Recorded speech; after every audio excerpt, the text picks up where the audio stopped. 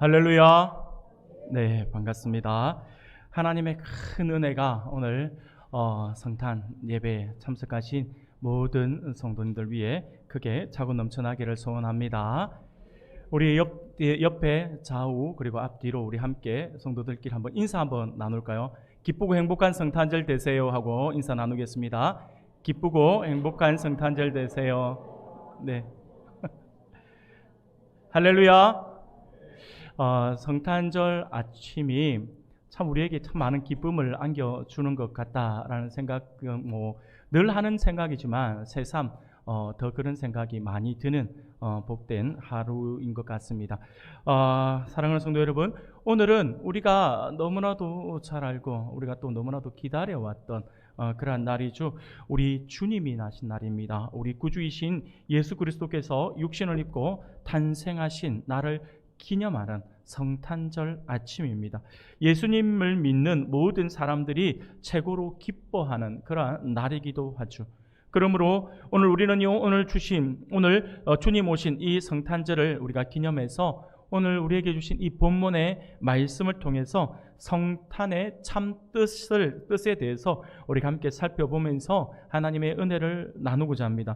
오늘 본문의 말씀은요, 역사적으로 볼 때에 구약시대의 북이스라엘과 아람 연합군이 남유다를 연합해서 남유다를 침공하는 사건이 벌어졌어요. 그렇게 침공했을 때에 하나님께서 이사야 선지자를 통하여서 유다를 보존해 주실 것이다 라고 하는 말씀을 주세요. 하나님께서 지켜주실 것이다 라고 말씀을 주시는데, 거기에 대한 증표로 하나님께서 주신 것이 바로 임마누엘 징조에 대해서 예언을 해주고 있는 것이죠. 그게 오늘 본문의 말씀입니다. 이 임마누엘 징조는요, 처녀가 아들을 낳을 것이고 그 이름을 임마누엘이라 하게 될 것이다 라고 하는 것을 말씀해 주고 있는 것이죠. 예수 그리스도의 동정녀 탄생을 이미 예언해 주시는 그러한 너무나도 귀한 말씀입니다. 이것은요, 그 당시에 이사야 선지자를 통해서 주실 때에 구약의 유다 백성들만 보호해 줄 것이다, 그들과 함께 할 것이다 라고 하는 의미로 주신 것이 아니라 오늘 우리들이에요. 오늘 우리들에게도 동일하게 주님께서 우리에게 임마누엘로 다가오신다라고 하는 것을 지금 약속해 주고 있는 그러한 말씀이라고 할 수 있습니다.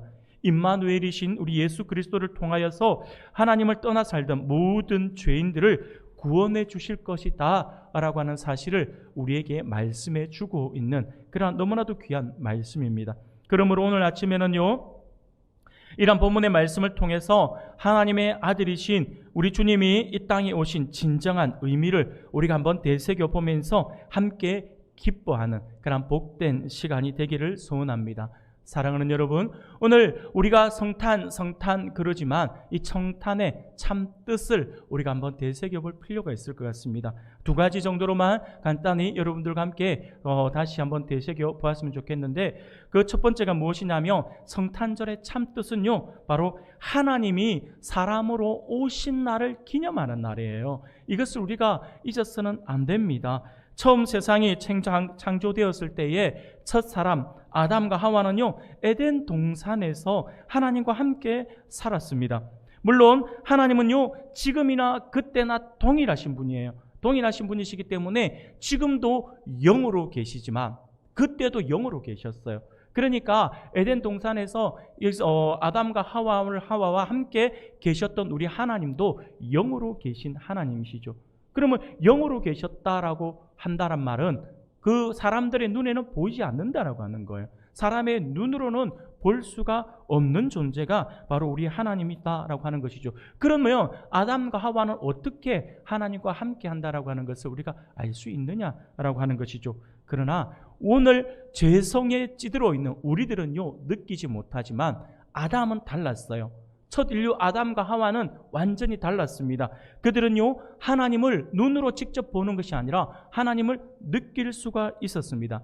하나님께서 지나가시면 하나님이 지금 에덴 동산을 거닐고 계시구나 라고 하는 것을 그들이 느낄 수 있었고, 하나님이 자신을 찾으시면 자신을 찾는다라고 하는 사실도 그들이 알 수 있었습니다.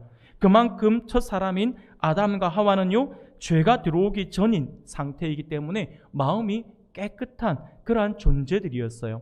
이것에 대해서 우리 주님도, 우리 예수님도 우리에게 말씀해 주신 바가 있습니다. 마태복음 5장 8절을 보니 이렇게 말씀을 해요. 마음이 청결한 자는 복이 있나니 그들이 하나님을 볼 것임이요 라고 말씀을 합니다. 죄가 들어오기 전 아담과 하와는요, 너무나도 깨끗한 존재였죠. 너무나도 청결한 존재였기 때문에 하나님을 쉽게 알 수 있었고 접할 수가 있었다라고 하는 것입니다. 우리 주님께서도 말씀하신 바가 바로 그거예요. 마음이 청결한 자는 하나님을 볼 것이다라고요. 첫 인류 아담과 하와는요, 하나님을 볼 수 있었고 하나님을 너무 쉽게 느낄 수가 있었다라고 하는 것이죠. 그들의 마음은 하나님을 향해 열려 있었습니다. 하나님이 원하시는 것, 하나님께서 기뻐하시는 것 등 모든 것들을 알 수 있었고 또 그렇게 삶을 살아갈 수가 있었던 존재들이었어요. 늘 하나님 한 분만으로 기뻐하고 즐거워하는 삶을 살았던 인물이 바로 이 아담과 하와였습니다. 물론 이러한 모습은 나중에 우리가 천국에 들어가면 가질 수 있는 모습이라고 할 수가 있습니다. 에덴 동산에서의 아담과 하와의 그 모습은요, 하나의 천국에서의 모습의 모형이다라고 우리가 볼 수 있어요. 우리가 천국 가면 그런 삶을 살 수 있다라고 하는 것입니다. 사랑하는 우리 성도 여러분, 그런데 우리가 오늘 본문을 보니까 임마누엘이라고 말씀을 하고 있는데 이 임마누엘 뜻이 무엇일까요? 임마누엘의 뜻은요, 하나님이 우리와 함께 계신다라고 하는 그런 의미이죠. 그런 의미에서 에덴 동산에서의 하나님은요, 바로 임마누엘을 되시는 분이셨어요. 그들과 함께 있었으니까요. 우리 하나님은 사람들과 함께 계셨고 그들과 교제를 나누시고 사랑을 나누시고 기쁨이 되시는 그러한 모습을 보여주셨어요. 이처럼 하나님이 우리와 함께 계신다라고 하는 것은 우리들에게 더할 나위 없는 기쁨이 되는 것이죠. 그런데 우리가 너무나도 잘 알고 있는 것처럼 그렇게 해서 끊임없이 쭉 지속되면 참 좋을 것 같은데 에덴 동산에 큰 문제가 발생하게 되었죠. 아담이 하나님의 명령을 어기고 선악을 알게 하는 나무의 열매를 먹게 된 것입니다. 하나님은 그것을 먹지 말라고 말씀하셨어요. 그리고 그것을 먹는 날에는 정녕 죽을 것이다라고 아주 단호하게 말씀을 해주셨죠. 이것은 에덴 동산에서 하나님께서 첫 인류인 아담과 하와에게 하와와 함께 맺으신 언약인 것입니다. 그러므로 이 언약을 어긴 아담은요, 그 어긴 책임을 져야 했습니다. 그리고 인간은 이 단 한 번의 범죄이지만 이 범죄, 이 책임을 져야 되는데 이 책임이 너무나도 크거든요. 그런데 문제는 뭐냐니까 단 한 번의 죄, 우리가 생각할 때 딱 한 번 먹었는데 딱 한 번 그랬는데 라고 쉽게 생각할 수 있지만 이게 굉장히 크게 다가왔습니다. 딱 한 번의 범죄이지만 이 죄악이 들어오면서부터 걷잡을 수 없는 속도로 아담과 하와는요, 타락해 가기 시작했습니다. 처음에는 말씀에 대한 불순종이었지만 그것이 하나님을 두려움의 대상으로 만들어버렸고 하나님의 눈을 피해 숨게 되는 모습으로 나타났으며 옆에 있는 다른 사람, 이 하와에게 다른 사람, 아담은 하와, 하와는 아담, 이렇게 상대방을 서로 미워하고 원망하게 만들어 버렸습니다. 자신의 죄를 전가하기에 이르렀으며 심지어 하나님께로 그 책임을 돌리려고 하는 걷잡을 수 없는 모습으로 타락해 가기 시작했다라고 하는 것이죠. 하나님은 할 수 없이 타락한 사람들을 벌과 함께 동산 밖으로 쫓아낼 수밖에 없었습니다. 에덴 동산에서는 사람들과 함께 하시는 임마누엘 하나님이셨지만 에덴 동산 밖으로 쫓겨나온 사람들에게서는요, 더 이상 임마누엘 하나님이 아니셨다라고 하는 것입니다. 사람들은 하나님을 두려워하게 되었고 하나님 역시도 죄지은 사람들과 함께 다정스럽게 지낼 수가 없었던 것이죠.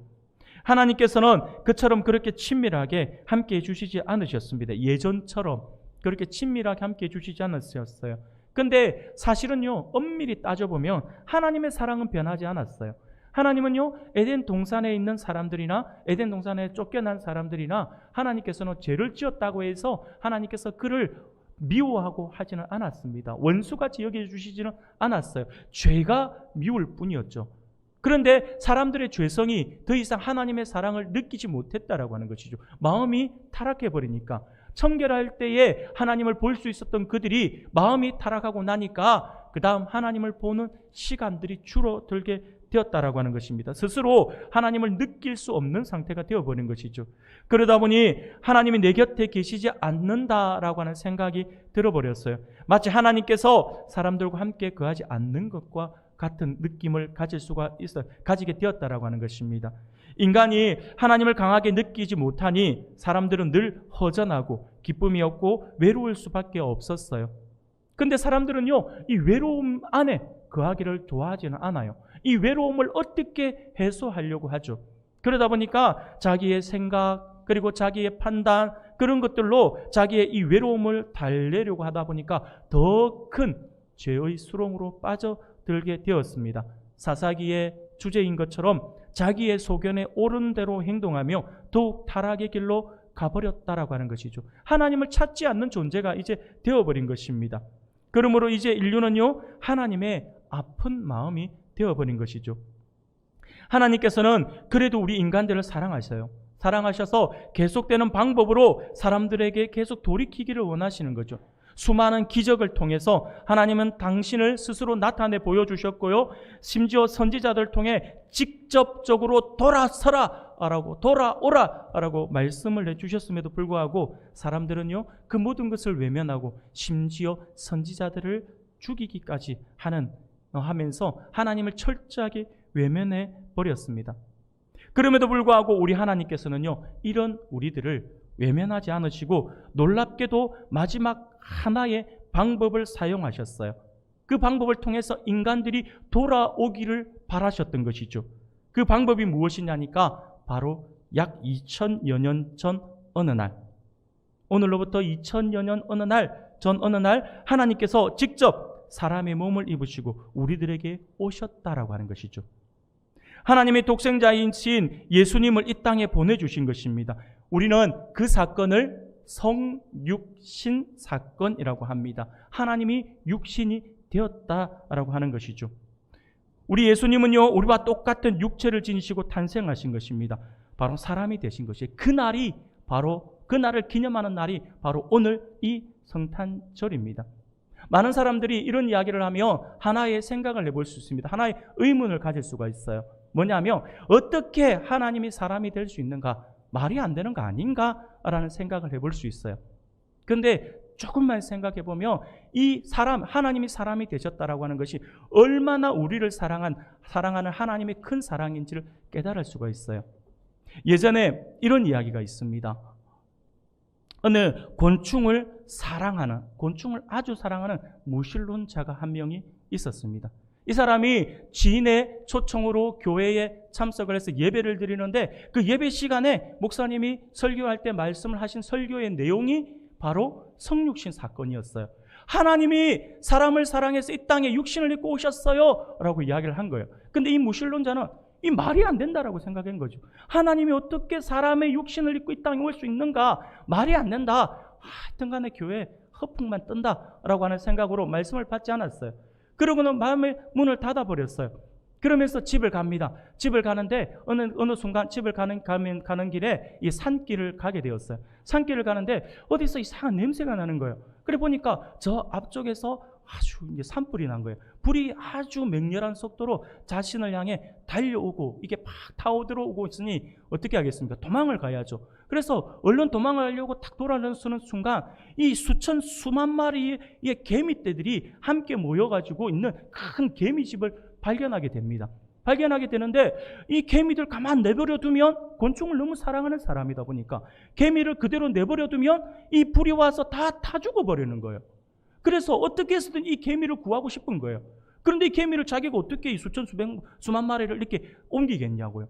그래서 이 사람이 방법을 하나 외치는 거예요. 방법을 쓰는 거예요. 뭐라고 쓰냐면 개미에게 소리치는 거죠. 방법은 최고의 좋은 방법이잖아요. 그래서 개미야! 지금 앞에 불이 나서 너희들 5분 뒤에 다 타 죽어! 라고 고함을 질렀어요. 어떻게 됐겠어요? 개미들이 아이고 감사합니다 하면서 개미들이 막 비상을 걸고 도망을 갔을까요? 갑자기 무슨 천둥치는 소리가 들리노? 아마 이랬을 줄 몰라요. 개미들이 요지부동이에요. 움직이질 않아요. 아무리 소리를 쳐도 움직이지 않아요. 그러니까 이 사람이 다른 방법을 쓰는 거예요. 다른 방법을 쓰는데 어떻게 쓰냐니까 말이 안 통하면 글로 쓰면 되겠다 싶어 바닥에다가 개미야 피해라 하고 막 쓴 거예요. 개미가 그걸 보고 읽을까요? 봤을까요? 보고는 와 큰일 났다 했을까요? 아닙니다. 아마 개미는 우리가 생각해 볼 때 개미는 아마 이 사람이 피고 심심하면 집에 가서 잠이나 자지 왜 바닥에다가 이게 또 줄을 꺼갖고 선을 꺼가지고 뭐 자기들에게 그게 계곡같이 느껴질 거잖아요. 왜 계곡을 만들어 우리를 이렇게 힘들게 할까? 뭐 이런 생각밖에 못 하는 거예요. 말이 안 되는 거예요. 그렇게 글을 써도 안 되는 거예요. 그래 도대체 이 사람이 개미를 살릴 방법이 없어요. 어떤 방법을 쓸지 아무리 생각을 해봐도 생각할 수 없어요. 그런데 마침 딱 하나가 떠올란 거예요.